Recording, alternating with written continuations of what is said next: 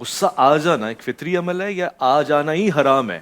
روک لینا تو اس کا باعث نہیں، ثواب غصہ تو آئے گا، وہ ایک فطرت کا حصہ ہے۔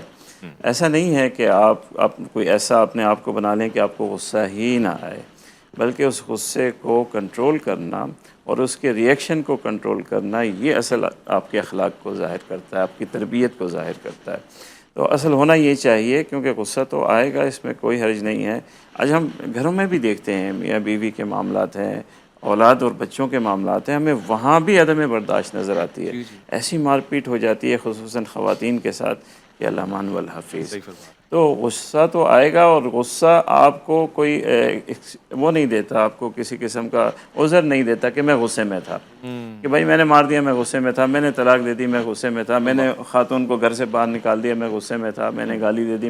جی یہ کوئی عذر یہ کوئی نہیں ہے۔ عذر نہیں غصہ تو ہر انسان کو جی آتا ہے۔ جب دوسرا ایک انسان اپنے غصے کو قابو کر سکتا ہے تو آپ کو بھی اس پہ اختیار ہے، مگر آپ کی تربیت میں کہیں رہ کوئی نہ گئی ہے، کوئی اور مسنگ آپ کی فیکٹر ہے۔ توجہ میں کہیں ٹھیک کمی فرما ہے، رہے ہیں جی جس کی وجہ سے آپ اسے کنٹرول نہیں ریئیکشن کر کو پا رہے، کنٹرول آپ اس نہیں کو کر پاتے۔ اپنے کردار میں اور اخلاق میں نہیں ڈھال پا رہے۔ ٹھیک فرمایا علامہ صاحب۔ یہ بھی ایک سوال ہے، ہم جب روایات پڑھتے ہیں حضرت علی کرم اللہ وجہ کی وہ مثال کہ آپ غزوے میں ہیں اور مارکا چل رہا ہے اور عمر ابن عبدوت پہ آپ نے اپنے غصے کو قابو کر لیا اور پھر آپ نے ٹہل قدمی شروع کر دی اور اس وقت تک رو کے رکھا، پھر پوچھا گیا تو آپ نے بتایا کہ اللہ کے لیے لڑا تھا، اس میں ذاتیات کا کوئی انوالومنٹ نہیں ہے۔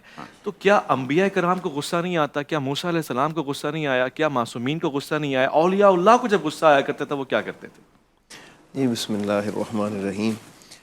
اللہ رب العالمین نے چونکہ انبیاء کرام ہوں یا اولیاء کرام ہوں تو اللہ تعالیٰ کی مخلوق ہیں، تو غصہ ان کا آنا اور پھر انہوں نے جو غصہ آیا اور اس پہ جو کنٹرول کر کے جس طرح علامہ صاحب مفتی صاحب فرما رہے تھے دکھایا، وہ ہمارے لیے ایک مشعل راہ تھا۔ اچھا، یہاں ایک چیز تھوڑی سی یہ بھی توجہ طلب ہے، ہمارا جو جس طرح موضوع میں سمجھوں گا وہ بات پھر میرے ذہن سے نکل نہ جائے کہیں۔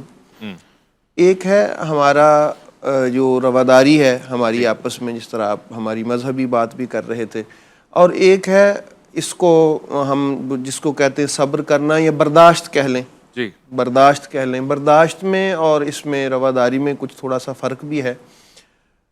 برداشت ایک حد تک انسان ہو سکتا ہے، کوئی چونکہ انبیاء کی جو برداشت ہے یا اولیاء کی ہے اس کا زاویہ بہت بلند ہے، وہ ہماری عقلوں سے ماورا ہے، سبحان اللہ۔ ہم اس کو نہیں پا سکتے، وہ بہت بلند ہے۔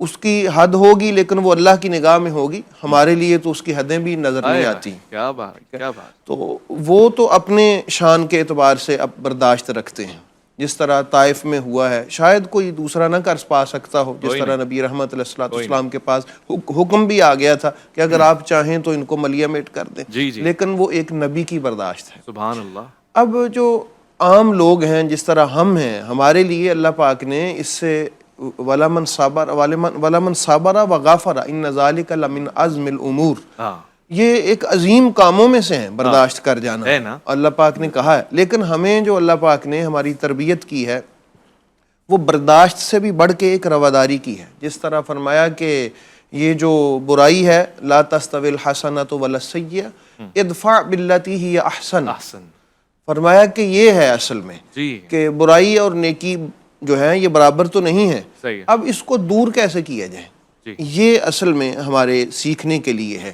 اس کو دور کرنا احسن انداز سے، اسی کو ہی رواداری کہتے ہیں۔